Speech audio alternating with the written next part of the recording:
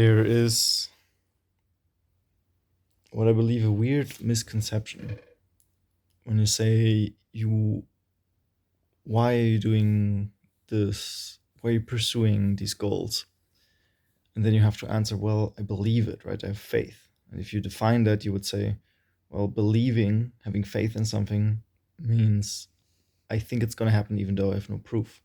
If you believe in Jesus, there's not really proof for Jesus, but I still believe.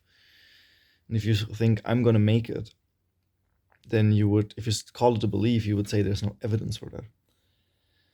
But in reality, there's lots of proof for it. It's just not you. And I think it kind of changes because now I feel faith isn't really true. You can go through the stories of humanity, and if you just read about these people, right, and you say, okay, the Wright brothers basically said, I think humans are gonna fly, and everybody says, you know, I don't think that's possible, and then they do it, right? And we have all these inventions, cars, electricity, and rockets, and every time until it something crazy happens, it wasn't possible, and they had to believe. But at this point, I kind of don't even resonate with saying, "Oh, I have the belief." It's more like if we have so much data of like literally every time it happens, every single time there's a top athlete, and means that for every sport we have multiple ones because every time somebody's the best, breaks a record, who sets new highs, every time we get proven wrong as a collective. Um, in basketball alone, with like all these like all these goats, but then we have, for every category we have the best one at something, who then sets a new standard, and it happens over and over and over again. Every invention, everything that we use, the phone that I'm holding, um, somebody does for the first time.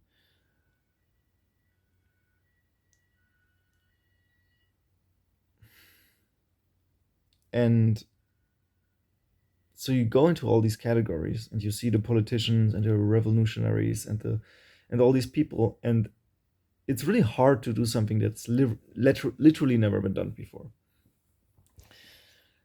And what makes now everything crazy is that most people, even the ambitious ones that then get doubted, don't even have that crazy of a goal. I'm not even saying I'm going to do something that has never been done before. I just think my potential is significantly higher than what people assume. And then when you have these conversations, then it's like, who is the crazy one? Right? Because I'm on the side of facts, right? I have the data and I literally have the proof. Right? We have all these lives of seemingly normal people from all kinds of, like, literally every place of the world, every gender, every sexual orientation, every race, and they all can do it.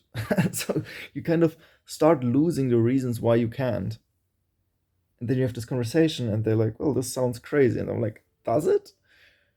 It must be like I could we could probably easily find a list of like a couple of thousand, but since we are going back in history, and there's so many people for each category, for each invention, for each,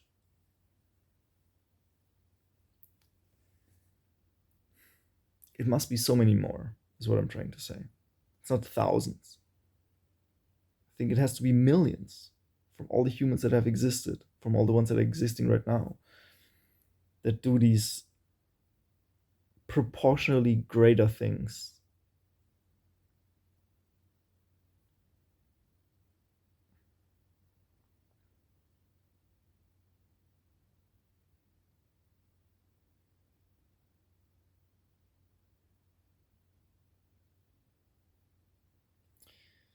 So it is belief, right? It is belief in the sense that you haven't done it, so you kind of believe, but it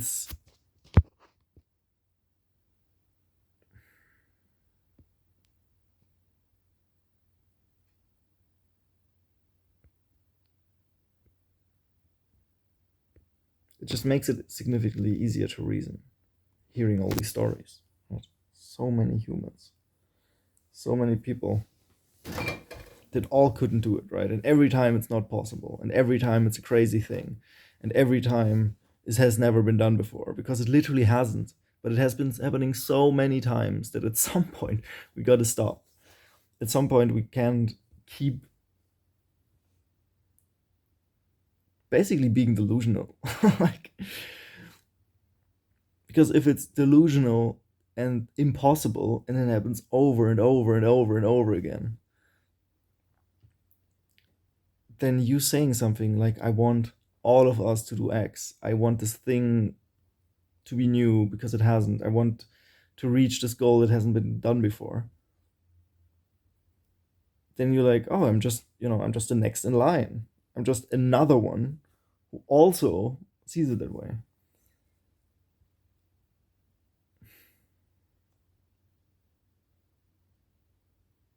So yeah, I mean, huge value to get some perspective and just learning about other humans, kind of zooming out a little bit and not being so egocentric, looking in history, thinking about the future, looking about what other humans did, are doing right now.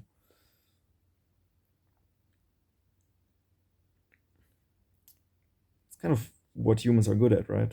That's how we build everything that we actually learn from each other. I don't know why we're not doing it.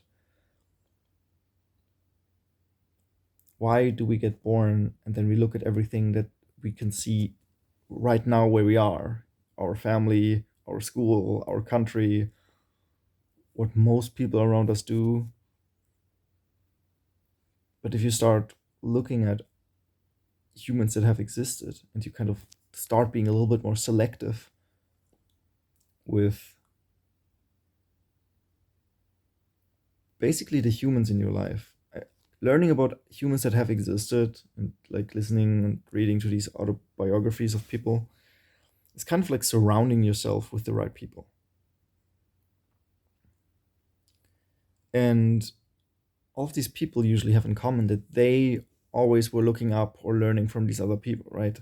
These are either they're nepo babies, so they have this great influence from their parents, or they're like in athletes, or they had idols, which is the same thing, right? And a Schwarzenegger who like wanted to become like this other bodybuilder.